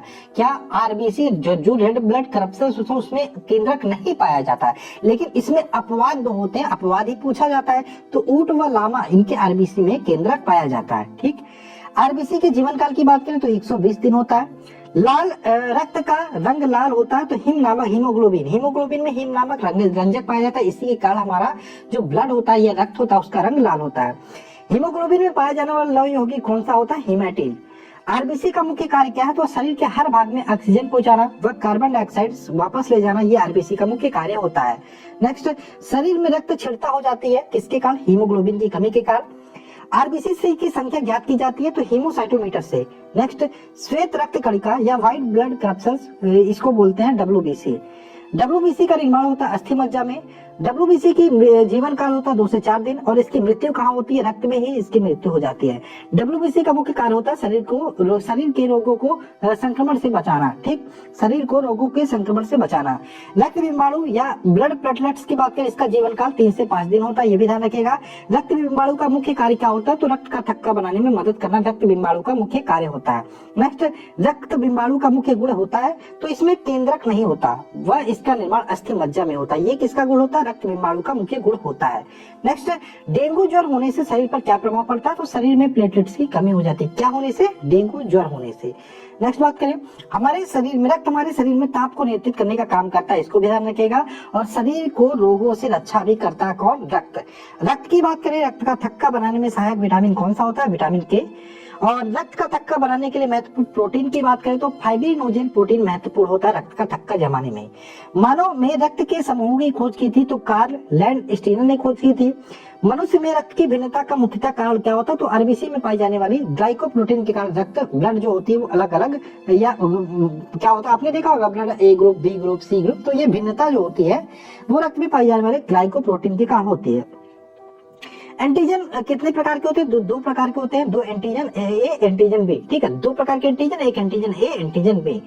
मनुष्य में कितने प्रकार के रुधिर वर्ग होते हैं? 4 प्रकार के, ए, बी और ओ। नेक्स्ट, किस रक्त समूह को सर्वदाता कहते हैं? रक्त समूह ओ। सर्वग्राही रक्त समूह किसको कहते हैं? तो ए बी रक्त समूह को सर्वग्राही बोलते हैं। ऊंचाई पर जाने पर क्या होता है? आरबीसी का आकार जो होता है वो बढ़ जाता है। रुधिर को वाहिनियों में जमने से रोकता है, कौन रोकता है? हेपेरिन। रक्त वर्ग की खोज के लिए लैंडस्टीनर को नोबेल मिला, कब मिला था? 1930 में। नेक्स्ट बात करें, शरीर का रुधिर बैंक किसको कहते हैं? तो प्लीहा को शरीर का रुधिर बैंक बोलते हैं। शरीर में एंटीबॉडी का निर्माण करती है, तो लिम्फोसाइट कोशिकाएं शरीर में एंटीबॉडी का निर्माण करती हैं। नेक्स्ट, प्लेटलेट्स को कौन किस नाम से जानते हैं? तो थ्रोम्बोसाइट नाम से भी प्लेटलेट्स को जानते हैं। रुधिर को किस तापमान पर रखा जाता है? तो 4 डिग्री सेंटीग्रेड पर रखा जाता है। नेक्स्ट बात करें, रुधिर का अध्ययन किसके अंतर्गत करते हैं? तो हीमेटोलॉजी के अंतर्गत रुधिर का अध्ययन करते हैं। नेक्स्ट, एक स्वस्थ मनुष्य एक बार में कितना रुधिर दान कर सकता है? तो 450 ml। एक यूनिट की बात करें, देखो एक यूनिट दान कर सकता है। अब एक यूनिट जो ब्लड होता है उसमें कितना ml होता है? 450 ml। नेक्स्ट, शुद्ध व अशुद्ध रुधिर का शरीर में वहन करती है। तो शिराएं शुद्ध रुधिर का वहन करती हैं और फुफ्फुस शिरा जो होती है अशुद्ध रुधिर का वहन करती है, या फिर शिराएं जो होती हैं वो शुद्ध रुधिर का वहन करती है। और अगर जो हम बात करें शिरा जो होता है, सॉरी शिराएं होती हैं ये शुद्ध रुधिर, और आपका क्या होता है धमनी जो होता है वो अशुद्ध रुधिर का वहन करती है। इसी में अगर जो हम फुफ्फुस जोड़ दें तो उल्टा हो जाता है, ये ध्यान रखिएगा। ये आपका अपवाद के अंतर्गत, इसको मैंने एक्सप्लेन किया था अच्छे से, शायद आपको पता होगा। रक्त परिसंचरण तंत्र का जनक किसे कहते हैं? विलियम हार्वे को। और मनुष्य का औसत रक्तचाप होता है 120/80। 120/80 क्या होता है? इसमें सिस्टोलिक और डायस्टोलिक होता है, इसको भी ध्यान रखिएगा। रक्तदाब मापने वाला यंत्र है स्फिग्नोमेनोमीटर द्वारा रक्तदाब मापा जाता है। आगे चले, मानव शरीर के प्रमुख तंत्र की बात कर लेते हैं। मनुष्य में भोजन का पाचन कहाँ से प्रारंभ हो जाता है? मुख से ही प्रारंभ हो जाता है। मनुष्य के लाल ग्रंथि से निकलने वाले एंजाइम को कहते हैं टायलिन एंजाइम कहते हैं। भोजन में उपस्थित हानिकारक जीवाणुओं को नष्ट करने का काम कौन करता है? लाइसोजाइम। अमाशय में भोजन लगभग रहता है 4 घंटे तक लगभग रहता है। भोजन के अमाशय में पहुंचने पर पाइलोरिक ग्रंथि से कौन सा रस निकलता है? तो जठर रस निकलता है। नेक्स्ट, अमाशय से निकलने वाले जठर रस में एंजाइम होते हैं तो पेप्सिन व रेनिन 2 एंजाइम होते हैं। लार किसके पाचन में मदद करता है? लार की बात करें स्टार्च के पाचन में मदद करता है। मनुष्य की पाचन नली कितने फीट लंबी होती है? तो ये होती है 32 फीट लंबी। अस्थियों व दांतों में मौजूद रासायनिक द्रव होते हैं तो कैल्शियम फास्फेट। डायस्टेज एंजाइम का स्रोत होता है लार ग्रंथियां। अमाशय में जाइमेज होता है, जाइमेज प्रोटीन को पचाने में मदद करता है, ये करता है पेप्सिन। अमाशय ग्रंथि की पेप्सिन स्रावी ग्रंथियां कौन सी होती है? ये होती मुख्य कोशिका। किस पाचन अंग में अम्ल होता है? तो HCl में ध्यान रखिएगा, अम्ल होता है। अमाशय में HCl अम्ल होता है, ठीक। कौन सा अम्ल अमाशय में रहता है? तो हाइड्रोक्लोरिक अम्ल या HCl जो होता है वो अमाशय में रहता है। मवेशी घास निकलने के बाद कहाँ संग्रहित करते हैं? तो ये प्रथम अमाशय में संग्रहित करते हैं। पाचन क्रिया में प्रोटीन किस पदार्थ में बदल जाता है? तो प्रोटीन जो होता है अमीनो अम्ल में बदल जाता है। आगे चले, मानव जठर में प्रोटीन पाचन के लिए उत्तरदायी अनुकूलतम परिवेश है, ये अम्लीय। कौन सा एंजाइम प्रोटीन को पेप्टोन में बदलता है? तो पेप्सिन एंजाइम प्रोटीन को पेप्टोन में बदलता है। दूध को दही में स्कंदित करने वाला एंजाइम होता है रेनिन। दूध प्रोटीन को पचाने वाला एंजाइम होता है रेनिन। दूध में कौन सा प्रोटीन शर्करा युग्म होता है? तो केसिन और लैक्टोज। केसिन के का बात करें, केसिन के कारण यहाँ पे ध्यान रखिएगा, यहाँ पे दूध हमारा मीठा लगता है, इसको भी ध्यान रखिएगा। और ठीक है, इसको ध्यान रखिएगा। दूध में पाया जाने वाला मुख्य प्रोटीन है केसिन। और दूध का जो सफेद रंग होता है, ठीक है, दूध का सफेद रंग होता है वो भी केसिन के कारण ही होता है, ठीक। और पीला रंग किसके कारण होता है? दूध का कैरोटीन के कारण। नेक्स्ट बात करें, ग्लूकोज को इथाइल अल्कोहल में कौन सा एंजाइम बदलता है? जाइमेज। किस एंजाइम की उपस्थिति के कारण HIV अक्सर अपना आकार बदल देता है? तो रिवर्स ट्रांसक्रिप्शन एंजाइम की उपस्थिति के कारण HIV जो वायरस होता है वो अपना आकार बदल देता है। मछली प्रथम श्रेणी का प्रोटीन है क्योंकि उसमें होता है तो सभी आवश्यक अमीनो अम्ल होते हैं, इसलिए मछली को प्रथम श्रेणी का प्रोटीन मानते हैं। नेक्स्ट, मुख में मंड या स्टार्च का शर्करा पाचन किसके पर आधारित होता है? टायलिन। टायलिन एंजाइम पाया जाता है, आपको पता होगा। नेक्स्ट, कौन सा रेशेदार प्रोटीन है? तो केराटिन एक प्रकार का रेशेदार प्रोटीन है। कौन से अंग पर उंगली के समान उभरी हुई संरचना होती है जिन्हें दीर्घ रोम अथवा रजांकुर कहते हैं? तो छोटी आंत पर। नेक्स्ट बात करें, मानव शरीर में पाचन का अधिकांश भाग किस अंग में संपन्न होता है? तो छोटी आंत में सर्वाधिक पाचन आपका संपन्न होता है। नेक्स्ट, अधिकतम पोषक तत्व रक्त में कहां से अवशोषित होते हैं? छोटी आंत से। ये वो आपका क्वेश्चन है। सिग्मोइड कोलन किसका एक भाग होता है? तो सिग्मोइड कोलन बड़ी आंत का भाग होता है। मानव शरीर में सबसे बड़ी ग्रंथि होती है लीवर। लीवर किसका भरपूर स्रोत है? तो लीवर वसा घुलनशील होती है। देखो, लीवर किसका भरपूर स्रोत है? तो वसा का, ठीक है। वसा घुलनशील विटामिन का भरपूर स्रोत होता है। किसका संश्लेषण यकृत द्वारा होता है? विटामिन ए का। पचे हुए भोजन में मौजूद विषैले पदार्थ का कौन सा अंग चूषण करता है? तो यकृत चूषण करता है। नेक्स्ट बात करें, वह कौन सा अंग है जो मानव शरीर में ग्लाइकोजन के रूप में कार्बोहाइड्रेट जमा करता है? तो यकृत होता है। कौन सा अंग ग्लाइकोजन को ग्लूकोज के रूप में बदलता है और रक्त को शुद्ध करता है? तो ये यकृत करता है। स्तनधारी किसमें यूरिया बनाता है? तो यकृत में। ग्लाइकोजन किस अंग में जमा होता है? यकृत में। हेपेटाइटिस मानव शरीर के किस अंग को प्रभावित करती है? यकृत को। पीलिया रोग किस, ये देखो यकृत यकृत है, सारे याद कर लो, ठीक है। पीलिया रोग किसमें संक्रमण होता है? पीलिया रोग से यकृत में संक्रमण होता है। पीलिया ग्रंथि में पित्त का उत्पादन होता है यकृत में। पित्त कहाँ संग्रहित होता है? तो पित्ताशय में। और मानव शरीर की कौन सी ग्रंथि एक साथ अंतःस्रावी व बहिर्स्रावी दोनों का कार्य करती है? तो ये अग्नाशय करती है। नेक्स्ट बात करें, इंसुलिन किस ग्रंथि द्वारा बनती है? तो अग्नाशय में लैंगरहैंस की दीपिकाएं बनती है, वहां से इंसुलिन बनती है। नेक्स्ट बात करें, पैंक्रियाज की कोशिकाएं जो इंसुलिन उत्पादन करती है उसे क्या बोलते हैं? आइलेट्स ऑफ लैंगरहैंस या लैंगरहैंस की दीपिकाएं। इंसुलिन की खोज की थी बैटिंग तथा ब्रस्ट ने। इंसुलिन एक प्रकार का होता है हार्मोन्स। कौन सा हार्मोन्स? रक्त में शर्करा की मात्रा को नियंत्रित करता इंसुलिन करता है। निम्न में से कोशिकाओं में इंसुलिन का रिसाव, देखो यहाँ पे बात करें इंसुलिन की, तो इंसुलिन अग्नाशय से स्रावित होता है। तो अग्नाशय में कहा? आइलेट्स ऑफ लैंगरहैंस या लैंगरहैंस की दीपिकाओं से। अब लैंगरहैंस की दीपिकाओं में से कहां से पूछे? तो बीटा कोशिकाओं से। कहां से? बीटा कोशिकाओं से। नेक्स्ट बात करें, शरीर के किस अंग की खराबी से मधुमेह होता है? तो पैंक्रियाज। पैंक्रियाज मतलब अग्नाशय। नेक्स्ट बात करें, किस रंग द्रव की उपस्थिति के कारण मानव मल का रंग पीला होता है? तो यूरोबिलिन। नेक्स्ट बात करें, किस भाग में पाचन व श्वसन नलियां क्रॉस करती है? तो ग्रसनी में। आहार में लवण का मुख्य उपयोग होता है भोजन को स्वादिष्ट बनाने में। नेक्स्ट बात करें, पशु प्रोटीन को प्रथम श्रेणी का प्रोटीन क्यों माना जाता है? क्योंकि इसमें अनिवार्य सभी एमिनो एसिड भरपूर मात्रा में होता है। नेक्स्ट बात करें, प्रोटीन एवं पेप्टोन को पॉलीपेप्टाइड व अमीनो अम्ल में परिवर्तित करता कौन करता? इरिप्सिन। मंड को घुलनशील शर्करा में परिवर्तित करने का कार्य करता है एमाइलेज। वसा को ग्लिसरीन तथा फैटी एसिड में परिवर्तित करता है लाइपेज। भोजन की पाचन क्रिया कहाँ पूर्ण हो जाती है? छोटी आंत में आके भोजन की पाचन क्रिया पूर्ण हो जाती है। जीभ के ऊपरी भाग पर बने अंकुर को क्या कहते हैं? स्वाद कलिका। जीभ के अग्र भाग में किस स्वाद का ज्ञान हमें होता है? मीठे। ये तो अभी ये असत्य सिद्ध हो चुका है, वैसे ये क्वेश्चन मुझे नहीं लगता आएगा, वैसे आप ध्यान रखिएगा क्योंकि इसको साइंटिस्टों ने अलग कर दिया। क्योंकि जीभ का आप किसी भी भाग से किसी स्वाद का अनुभूति कर सकते हैं, ये तो कहने की बातें होती है। जीभ के अग्र भाग से मीठा, जीभ के पश्च भाग से कड़वा और जीभ के बगल वाले भाग से खट्टा, इसको ध्यान रखिएगा। वैसे मानव शरीर का सबसे कठोर भाग होता है दांत का इनेमल। दांतों के अध्ययन को कहते हैं किसके अंतर्गत करते हैं? ओडोंटोलॉजी के अंतर्गत दांतों का अध्ययन करते हैं। दांतों की थेरेपी कहलाती है तो रूट कैनाल ट्रीटमेंट या आरसीटी ट्रीटमेंट कहलाती है।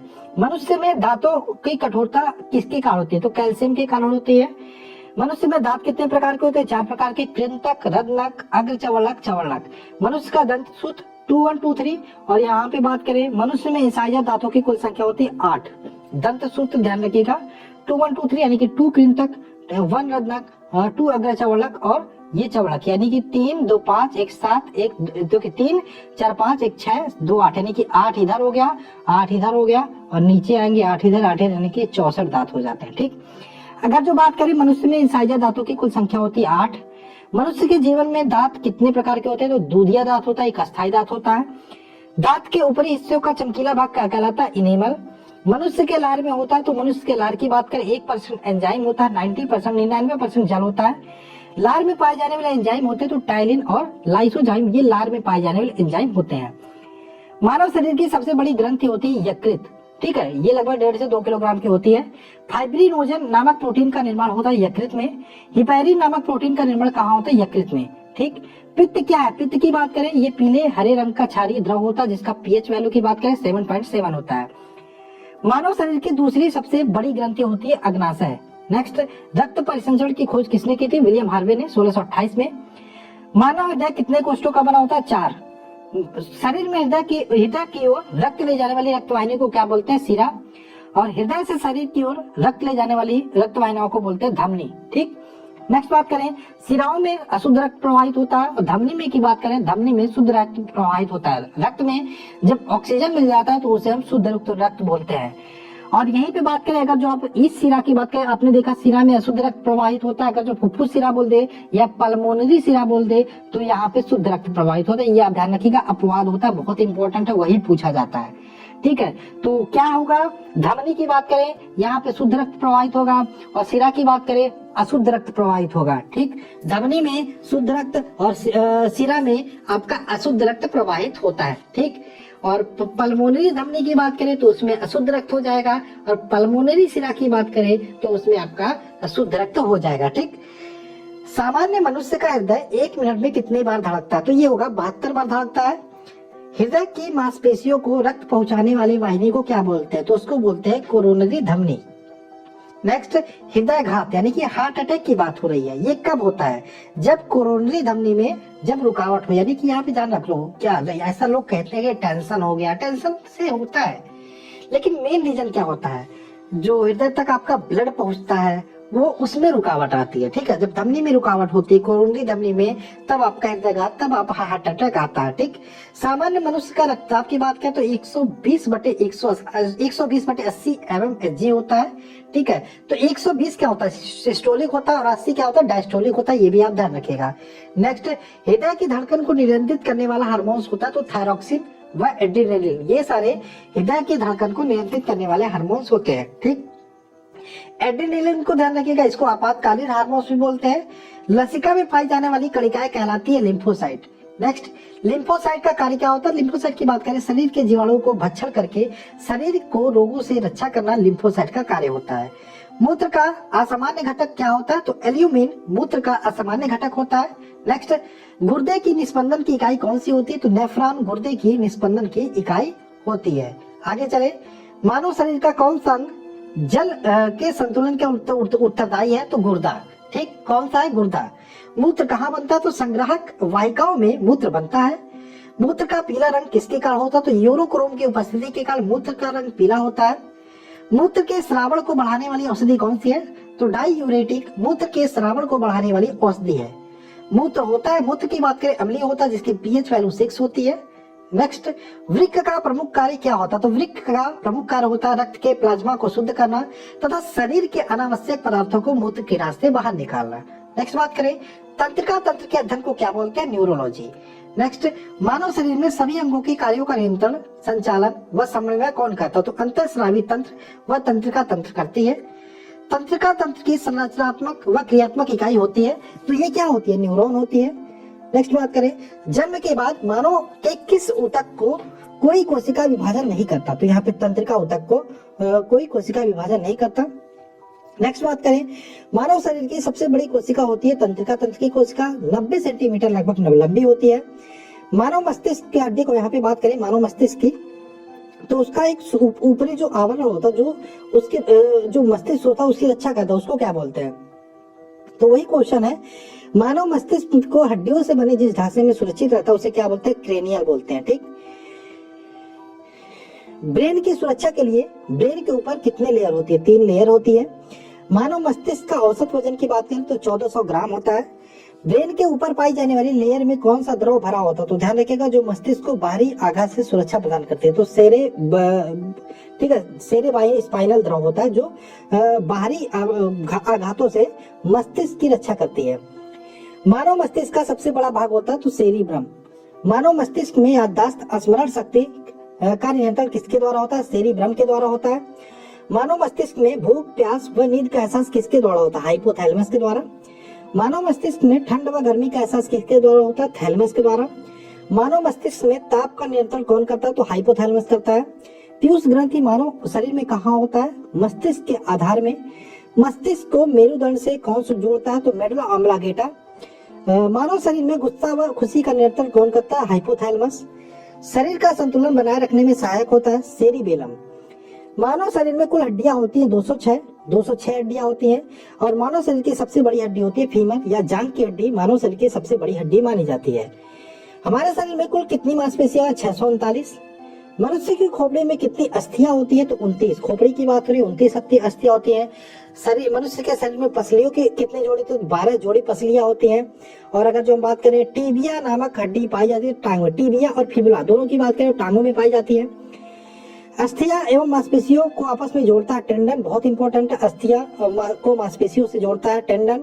और मानव शरीर की सबसे जोड़ी देखो, अस्थियों को मांसपेशियों से जोड़ता है टेंडन, और अगर जो पूछे अस्थियों को अस्थियों से जोड़ता है तो लिगामेंट, दोनों ध्यान रखिएगा। मानव शरीर की सबसे छोटी हड्डी होती है स्टेपिज भी बोलते हैं इसको, कड़ की हड्डी यानी कि कान की हड्डी बोलते हैं। ह्यूमरस अस्थि कहाँ पाई जाती है? तो ऊपरी भुजा में ह्यूमरस अस्थि पाई जाती है। किस जीव में पसलियों की संख्या सर्वाधिक होती है? सांप में। नेक्स्ट बात करें, नवजात शिशु में हड्डियों की संख्या होती है 300। कंकाल तंत्र के अध्ययन को क्या कहते हैं? ऑस्टियोलॉजी। आगे चले, कॉन्ड्रोसाइट पाए जाते हैं। तो कॉन्ड्रोसाइट की बात करें उपास्थि में पाए जाते हैं। देखो उपास्थि की बात करें, ये हड्डी होता है लेकिन ये लचीली हड्डी होती है, उसको उपास्थि बोलते हैं। जैसे नाक की हड्डी हो गई, कान की हड्डी, ये उपास्थियों की बनी होती है। वृद्धावस्था में मनुष्य की हड्डियां कमजोर क्यों हो जाती है? कैल्शियम की कमी के कारण। ओडोंटोलॉजी में किसका अध्ययन करते हैं? दांतों का अध्ययन करते हैं। ऑस्टियोसाइट कहाँ पाए जाते हैं? तो बोन में ऑस्टियोसाइट पाए जाते हैं। घुटने की हड्डियों को किस नाम से जानते हैं? तो घुटने की हड्डी की बात करें, इसको पटेला नाम से जानते हैं।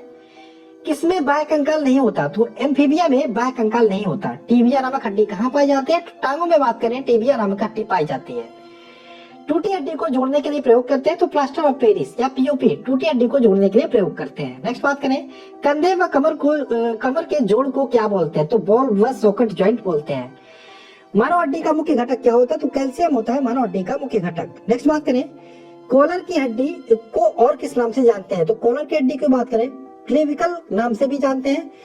मानव शरीर में सैंडल जोड़ों की संख्या कितनी होती है? 2 होती है। कितनी? 2। मानव शरीर की सबसे पतली हड्डी का नाम क्या है? बहिर्जनकिका। अक्षीय कंकाल में कितनी हड्डियां होती है? 80। शरीर की सबसे लंबी व भारी हड्डी कौन सी है? तो जांघ की हड्डी। ठीक। नेक्स्ट बात करें, अस्थि को अस्थि से जोड़ने का कार्य करता है लिगामेंट। और अस्थि को यहाँ पे हमने देखा था, अस्थि को अस्थि हो गया लिगामेंट। और हमने क्या पढ़ा था यहाँ पे? आपको हमने बताया था ये कि अस्थि को मांसपेशियों से जोड़ता है, टेंडन। ठीक है, ये दोनों ध्यान रखिएगा। आगे चले, क्वेश्चन नंबर आपका इसमें जो, चलिए ठीक है, बहुत सारे क्वेश्चन हमने कर लिए अभी और पूरे 1000 करेंगे, कोई दिक्कत नहीं, 1000 से ज्यादा भी हो सकता है। ठीक, हमने कहा थे, हम कहाँ थे? यहाँ पे थे। ठीक है, लिगामेंट था। ठीक है, अस्थियों को अस्थि से जोड़ने का कार्य करता है लिगामेंट। और मास्टर ग्रंथि के नाम से जानते हैं, तो पीयूष ग्रंथि को मास्टर ग्रंथि भी बोलते हैं। फेफड़े का बाहरी आवरण बना होता है, किसका बना होता है? प्लूरल झिल्ली का। कुछ जंतुओं में नीला रुधिर होता है, क्यों? हीमोसाइनिन के कारण। हीमोसाइनिन के कारण नीला रुधिर होता है। नेक्स्ट क्वेश्चन है, मानव शरीर का में श्वसन का सबसे महत्वपूर्ण अंग है फेफड़ा। ठीक, श्वसन का नियंत्रक मस्तिष्क के किस भाग से होता है? तो अम्लागेटा। ऑक्सीजन की कमी कहलाती है, तो अनोक्सिया। अनोक्सिया को ऑक्सीजन की कमी बोलते हैं। मनुष्य में फुफ्फुसों की कुल सजीव क्षमता होती है 450 ml। श्वास नाल में भोजन के प्रवेश को रोकने के लिए द्वार की रक्षा होती है, तो एपिस्लोरिया। ठीक है, सॉरी, एपिस्लोरिस द्वारा। ठीक है, श्वास नाल में भोजन के प्रवेश को रोकने के लिए कौन सी द्वार रक्षा करती है? तो एपिस्लोरिस द्वार रक्षा करती है। नेक्स्ट बात करें, वायवीय श्वसन की संपूर्ण प्रक्रिया किसने दी? क्रेब्स ने। स्तनियों में गैसों का विनिमय कहाँ होता है? तो एल्विलाई में स्तनियों में गैसों का विनिमय होता है। मानव की सामान्य श्वास दर होती है 16 बार प्रति मिनट, 1 मिनट में 16 बार। सामान्य मानव की बात हो रही है। ऑक्सीजन का परिवहन होता है आरबीसी से। और रुधिर में CO2 का वहन किस रूप में होता है? तो सोडियम बाइकार्बोनेट के रूप में। नेक्स्ट बात करें, आहार नली में श्वास नली जहां आपस में मिलती है उसे क्या बोलते हैं? ग्रसनी बोलते हैं। ठीक। नेक्स्ट है, श्वसन के दौरान ली गई गैस को शरीर में कोशिकाओं तक पहुंचाने का कार्य कौन करता है? रक्त करता है। नेक्स्ट, अनाक्षी श्वसन के दौरान एक ग्लूकोज के अणुओं से कितने एटीपी ऊर्जा प्राप्त होती है? 2। और श्वसन दर को किस यंत्र से मापा जाता है? स्पायरोमीटर से। सिगरेट व धूम्रपान से फेफड़ों में कौन सा रोग हो जाता है? तो एम्फाइस्मा। ठीक, आगे बात करें, आगे बढ़ते हैं, पोषक पदार्थ के बारे में देख लेते हैं। इसके इंपॉर्टेंट क्वेश्चन है। ठीक, माफ कीजिएगा वीडियो थोड़ा लंबा हो रहा है, खैर कोई नहीं, इंपॉर्टेंट है तो लंबे से कोई मतलब नहीं। 1 घंटे 1.5 घंटे में अगर जो आप इतने क्वेश्चंस को कर ले रहे हो रिवीजन, तो अच्छी बात है। वे पदार्थ जो विभिन्न प्रकार के जैविक क्रियाओं में संचालन व संपादन के लिए आवश्यक होते हैं क्या कहलाते हैं? पोषक पदार्थ। पोषक पदार्थ कितने प्रकार के होते हैं? 4 प्रकार के होते हैं। ऊर्जा उत्पादक पोषक पदार्थ क्या कहलाते हैं? तो वे पदार्थ जो ऊर्जा उत्पन्न करते हैं तथा जैसे क्वेश्चन आपका, सॉरी मैं थोड़ा जल्दीबाजी में हूँ। ऊर्जा उत्पादक पोषक पदार्थ कहलाते हैं। तो ऊर्जा उत्पादक पोषक पदार्थ की बात करें, वे पदार्थ जो ऊर्जा उत्पादन करते हैं। ठीक, अब कौन कौन से होते हैं? वसा, कार्बोहाइड्रेट, ये आदि एग्जाम्पल है। ठीक, नेक्स्ट है, उपापचय नियंत्रक पदार्थ होते हैं। तो उपापचय नियंत्रक पदार्थ की बात करें, वे पदार्थ जो शरीर में विभिन्न उपापचय क्रियाओं को नियंत्रित करते हैं, जैसे विटामिन, लवण आदि, जल आदि, ये सारे उपापचय पदार्थ कहलाते हैं। ये उपापचय नियंत्रक का कार्य करते हैं। नेक्स्ट बात करें, शरीर में वृद्धि व निर्माण कौन करता है? तो प्रोटीन शरीर में वृद्धि व निर्माण का कार्य करता है। नेक्स्ट बात करें, अनुवांशिक पदार्थ। तो अनुवांशिक पदार्थ की बात करें, वे पदार्थ जो अनुवांशिक गुणों को एक पीढ़ी से दूसरी पीढ़ी में ले जाते हैं, जैसे न्यूक्लिक अम्ल। कार्बोहाइड्रेट में कार्बन व हाइड्रोजन का अनुपात होता है, तो 1:2:1। ठीक, कार्बोहाइड्रेट में कार्बन हाइड्रोजन और ऑक्सीजन का अनुपात 1:2:1 होता है। 1 ग्राम ग्लूकोज के ऑक्सीकरण से कितनी ऊर्जा उत्पन्न होती है? तो 4.2 किलो कैलोरी ऊर्जा उत्पन्न होती है। शरीर में ऊर्जा का सर्वाधिक आपूर्ति किससे होती है? तो कार्बोहाइड्रेट से होती है, लगभग 50 से 75%। कार्बोहाइड्रेट कितने प्रकार के होते हैं? 3 प्रकार के होते हैं, मोनोसैकेराइड, डाइसैकेराइड और पॉलीसैकेराइड। ऊर्जा का प्राथमिक स्रोत होता है कार्बोहाइड्रेट। कार्बोहाइड्रेट की सबसे सरल अवस्था को बोलते हैं मोनोसैकेराइड। देखिए ध्यान रखिएगा, मोनोसैकेराइड, डाइसैकेराइड और पॉलीसैकेराइड 3 प्रकार के कार्बोहाइड्रेट के प्रकार होते हैं, और जो मोनोसैकेराइड होता है वो कार्बोहाइड्रेट की सबसे सरल अवस्था होती है। नेक्स्ट बात करें, मोनोसैकेराइड के उदाहरण होते हैं तो ग्लूकोज, ग्लैक्टोज, मैनोज, टाइओज, ये सारे आपके मोनोसैकेराइड के उदाहरण होते हैं। नेक्स्ट है डाइसैकेराइड कैसे बनता है? तो डाइसैकेराइड की बात करें, समान या भिन्न भिन्न मोनोसैकेराइड के 2 अणुओं के संयोजन से एक डाइसैकेराइड बनता है, जैसे माल्टोज हो गया, सुक्रोज हो गया, काइटिन हो गया, ये सारे हो गए। पॉलीसैकेराइड के उदाहरण, तो पॉलीसैकेराइड की बात करें, स्टार्च, ग्लाइकोजन, काइटिन, ये सारे पॉलीसैकेराइड के उदाहरण होते हैं। नेक्स्ट, कार्बोहाइड्रेट के प्रमुख स्रोत होते हैं तो गेहूं, चावल, मक्का, बाजरा, आलू, शकरकंद, सलजम, ये सारे कार्बोहाइड्रेट के प्रमुख स्रोत होते हैं। कार्बोहाइड्रेट के मुख्य कार्य की बात करें तो कार्बोहाइड्रेट का मुख्य कार्य होता है विटामिन सी का निर्माण करना, न्यूक्लिक अम्लों का निर्माण करना, ऑक्सीकरण द्वारा शरीर में ऊर्जा की आवश्यकता की पूर्ति करना। प्रोटीन के गुण की बात करें, यह जटिल कार्बनिक यौगिक होता है, यह 20 अमीनो अम्ल से मिलकर बनता है। मानव शरीर का 15% भाग प्रोटीन होता है, और ऊर्जा उत्पादन व शरीर को मरम्मत करने के दोनों का कार्य प्रोटीन करता है। प्रचुर मात्रा में प्रोटीन कहाँ से मिलता है? तो सोयाबीन व मूंगफली से। मानव शरीर में कितने प्रकार के प्रोटीन की आवश्यकता होती है? तो 50% के लगभग, 50 प्रकार के, और सॉरी यहाँ पे 50 नहीं होगा, 20 प्रकार के होता है। ठीक है, ये 50 टाइपिंग वाला बहुत मिस्टेक करता है। इसमें 10 आपका शरीर स्वयं बना लेता है और 10 आपको भोजन से प्राप्त होते हैं। बच्चों में प्रोटीन की कमी से कौन सा रोग होता है? क्वार्सिक्योर। प्रोटीन का महत्वपूर्ण कार्य होता है, ये कोशिका जीव द्रव्य व ऊतक निर्माण में भाग लेता है। प्रोटीन का मुख्य कार्य। वसा क्या है? ये ग्लिसरॉल एवं वसी अम्लों का एस्टर होता है। वसा वसा कितने प्रकार का होता है? 2, एक संतृप्त और एक असंतृप्त। नेक्स्ट बात करें, असंतृप्त वसा के उदाहरण होते हैं मछली का तेल, वनस्पति का तेल आदि। नेक्स्ट, असंतृप्त वसा अम्ल के उदाहरण होते हैं, सॉरी ये असंतृप्त हो गया मछली का तेल, वनस्पति तेल। संतृप्त की बात करें, ये नारियल के तेल, ताड़ का तेल, ये हो गया। 1 ग्राम वसा में से कितनी ऊर्जा उत्पादित होती है? 9.3 किलो कैलोरी 1 ग्राम वसा से ऊर्जा उत्पादित होती है। शरीर में वसा का संश्लेषण कहाँ होता है? माइटोकांड्रिया में। वसा के मुख्य कार्य को देख लेते हैं। ये शरीर में जमा होकर शरीर के ताप को बाहरी निकलने नहीं देती, शरीर के ताप को बाहर निकलने नहीं देती। वसा की कमी से त्वचा रूखी हो जाती है, और वसा की अधिकता से हृदय की बीमारी व रक्तचाप बढ़ने का भी डर रहता है। विटामिन का आविष्कार किसने किया था? फंक ने 1911 में। विटामिन शरीर में क्या कार्य करती है? हमारे शरीर को उपापचय क्रिया को नियंत्रित करती है। जल में घुलनशील विटामिन BC और वसा में घुलनशील ADEK। ठीक, विटामिन की कमी से होने वाले रोग और कुछ स्रोतों के बारे में जान लेते हैं। रोग ही पूछे जाते हैं विशेषकर, और रासायनिक नाम पूछे जाते हैं। तो विटामिन ए की बात करें, इसका रासायनिक नाम रेटिनॉल होता है। विटामिन ए की बात करें तो रतौंधी होता है कमी से, और जीरोथैल्मिया नामक रोग भी होता है। स्रोत की बात करें, दूध, अंडा, पनीर, हरी सब्जी, मछली, तेल, ये सारे विटामिन ए के प्रमुख स्रोत होते हैं। B1 की बात करें, B से 6 तक आपके 12 भी इंपॉर्टेंट है। B1, B2, B3, B6, B12, B9, ये सारे इंपॉर्टेंट है। B1 की बात करें, बेरी बेरी होता है, आप यहाँ पे स्रोत देख लीजिएगा। ठीक, B2 की बात करें, इसका रासायनिक नाम राइबोफ्लेविन होता है। B1 का ध्यान रखिएगा, थायमिन होता है, रासायनिक नाम थायमिन होता है। ठीक, B3 की बात करें तो नियासिन होता है, रासायनिक नाम पिलाग्रा, इसकी कमी से रोग होता है। और B2 की कमी से त्वचा का फटना, आंखों का लाल होना, जेवा का फटना, ये सारे होते हैं। देख लीजिएगा यहाँ पे स्रोत कौन कौन से होते हैं। अब B6 की बात करें, जो इंपॉर्टेंट है वो बता देते हैं। B6 का रासायनिक नाम है पाइरिडॉक्सिन। ठीक है, एनीमिया कमी से होता है, त्वचा रोग भी होता है। अब यहाँ पे अगर जो हम बात करें, B12 भी इंपॉर्टेंट है आपके लिए। B12 की बात करें, इसका रासायनिक नाम है साइनोकोबालामिन। ठीक, एनीमिया और पांडु रोग, 2 प्रकार के रोग होते हैं B12 की कमी से।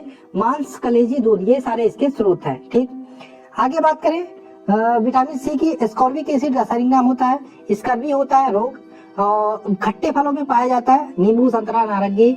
ठीक है, विटामिन डी की बात करें, रासायनिक नाम कैल्सीफेरॉल होता है। रिकेटस बच्चों में होता है, सूखा रोग बोलते हैं इसको। और वेस्को की बात करें, ऑस्टियोमेलेसिस रोग होता है। विशेषकर बात करें, मछली का तेल, दूध, अंडे में विटामिन डी पाया जाता है, सूर्य के प्रकाश में भी पाया जाता है।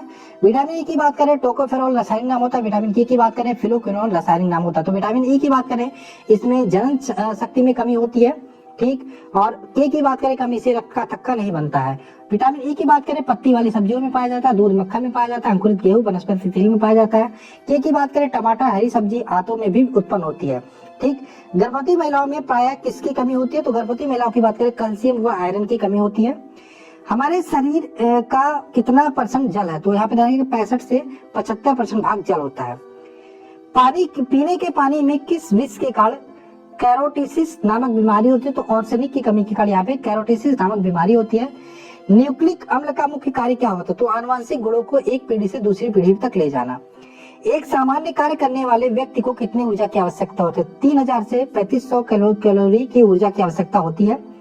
राष्ट्रीय पोषण एवं अनुसंधान संस्थान स्थित है हैदराबाद में। केंद्रीय खाद्य प्रौद्योगिकी अनुसंधान संस्थान कहाँ स्थित है, मैसूर में। केंद्रीय औषधि शोध संस्थान कहाँ स्थित है, लखनऊ में। शहद का प्रमुख घटक होता है फ्रक्टोज। कौन सा पदार्थ मानव शरीर में ईंधन का कार्य करता है, कार्बोहाइड्रेट। और दूध की मिठास किसकी उपस्थिति के कारण होती है, लैक्टोज की उपस्थिति के कारण होती है। आइए मानव रोग के बारे में डिस्कस कर लेते हैं, यहाँ से भी प्रश्न बहुत बनते हैं आपके एग्जाम में। तो पहला प्रश्न है, मलेरिया से पीड़ित व्यक्ति में प्लाज्मोडियम परजीवी की खोज किसने की थी, तो किसने की थी, लेवरन ने। मलेरिया रोग से क्या होता है, तो मलेरिया रोग से बात करें रुधिराणु जो होते हैं वो नष्ट हो जाते हैं, वह रक्त में कमी आ जाती है। मलेरिया के उपचार में क्या दिया जाता है, तो क्लोरोक्विनोन और कुनैन और पेलोड्रिन आदि ये सारे मलेरिया के उपचार में दिए जाते हैं। कलरा व टीबी के जीवाणु की खोज किसने की थी, रॉबर्ट कोच ने। रेबीज के टीके व दूध के पॉस्चराइजेशन की खोज किसने की थी, लुई पाश्चर ने। आगे बात करें बच्चों में डीपीटी का टीका दिया जाता है, तो डीपीटी की बात करें तो इसमें ध्यान रखिएगा, डी से होता है डिप्थीरिया, पी से होता है परटूटिस, टी से होता है टेटनस, ये भी आपको ध्यान रखना है। ऐसे क्वेश्चन आता है कि डीपीटी जो होता है डीपीटी का टीका, उसमें पी का मतलब क्या होता है, तो पी का मतलब होता है परटूसिस, टी का मतलब क्या होता है टेटनस, डी का मतलब होता है डिप्थीरिया। तो डीपीटी का टीका जो बच्चों में दिया जाता है डिप्थीरिया के लिए, खाली खांसी के लिए व टिटनस रोग से प्रतिरक्षा के लिए। ठीक है। आगे बात करें यहाँ पे कुछ परजीवी हैं व उनके रोग, बहुत इंपॉर्टेंट है ये वाला। तो मलेरिया की बात करें, ये इससे जो प्रभावित अंग होता है, इससे तिल्ली व आरबीसी प्रभावित होती है। इसमें जो परजीवी होता है वो प्लाज्मोडियम होता है और मादा एनोफिलीज मच्छर के काटने से होता है। अब लक्षण की बात कर लेते हो, जिसको भी मलेरिया हो जाता है उसको ठंड के साथ तेज बुखार आते हैं। पायरिया की बात करें, इससे मसूड़ों में सूजन होता है। परजीवी की बात करें तो एंट अमीबा जिंजिविलिस परजीवी के कारण होता है और इससे क्या होता है, मसूड़ों से रक्त निकलता है। सोने की बीमारी की बात करें, ट्रिप्नोसोमा परजीवी के कारण होता है, सीसी मक्खी इसका वाहक होती है और बहुत नींद के साथ बुखार आती है। पेचिस की बात करें, एंट अमीबा हिस्टोरिका परजीवी के कारण होता है और आंत प्रभावित होती है। और कालाजार की बात करें, अस्थिमज्जा प्रभावित होती है और लिस्टमैनिया डोनावानी नामक परजीवी के कारण होता है और बालू मक्खी इसकी वाहक होती है कालाजार की। अब यहाँ पे ध्यान रखिएगा, इसमें ये जो मैंने बताया मलेरिया, पायरिया, सोने की बीमारी, पेचिस, कालाजार, ये सारे परजीवी द्वारा होने वाले रोग हैं। अब आइए चलते हैं जीवाणु द्वारा होने वाले रोगों को देख लेते हैं। जीवाणु द्वारा होने वाले रोग भी इंपॉर्टेंट है। तो सबसे पहले टिटनेस के बारे में देख लेते हैं। टिटनेस, हैजा, टाइफाइड, क्षय रोग, डिप्थीरिया, इसी क्षय रोग को हम टीबी भी बोलते हैं।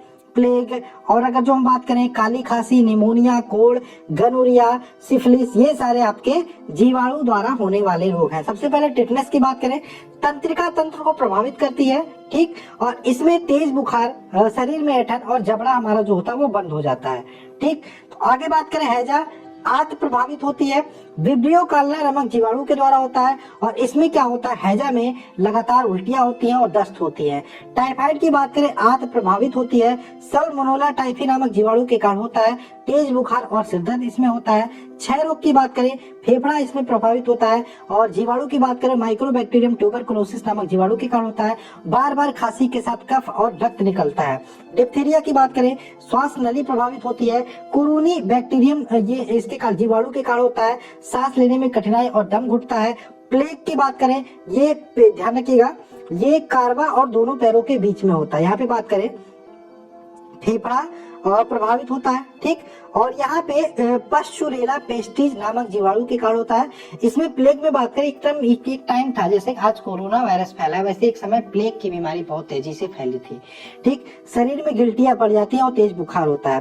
काली खांसी की बात करें, श्वसन तंत्र प्रभावित होता है और लगातार खांसी आती है। निमोनिया में फेफड़ा प्रभावित होता है, तेज बुखार और सूजन आता है। कोढ़ का ध्यान रखिएगा, माइक्रोबैक्टीरियम लेप्री नामक जीवाणु के कारण होता है। तंत्रिका तंत्र एवं त्वचा प्रभावित होती है।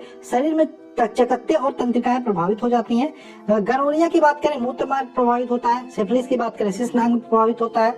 ठीक है, इसको आप ध्यान रखिएगा। अब विषाणु से होने वाले रोगों को भी देख लेते हैं, जैसे एड्स हो गया, डेंगू ज्वर हो गया, पोलियो, इन्फ्लुएंजा, चेचक, छोटी माथा, गल शोथ, खसरा, ट्रकोमा, हेपेटाइटिस, रेबीज, मोनोजाइटिस, हर्पीज, ये सारे आपके विषाणुओं से होने वाले रोग हैं। एड्स की बात करें, इसमें प्रतिरक्षा प्रणाली या WBC प्रभावित होती है। HIV विषाणु के कारण होता है, ह्यूमन इम्यूनोडेफिशिएंसी वायरस जिसका पूरा नाम होता है।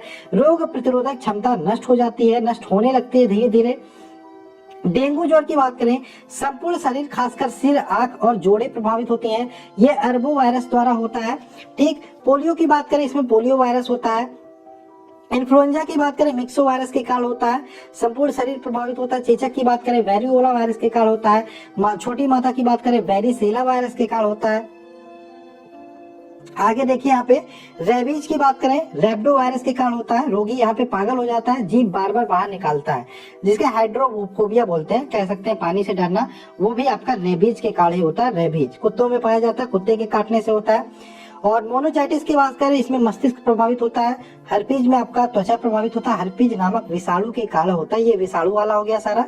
ठीक है, जो इंपॉर्टेंट था मैंने बता दिया, वैसे इंपॉर्टेंट तो सारे हैं। फंफूद द्वारा होने वाले रोगों की बात करें, फंफूद द्वारा दमा, एथलीट फुट, खाज, गंजापन, दाद, ये सारे फंफूद द्वारा होने वाले रोग हैं। मनुष्य में होने वाले आनुवंशिक बीमारियों की बात करें तो वर्णांता, haemophilia, Turner syndrome, Klinefelter syndrome, Down syndrome, ये सारे आपके आनुवंशिक रोग है। कीमोथेरेपी किसके उपचार में दी जाती है? तो कैंसर के उपचार में कीमोथेरेपी दी जाती है।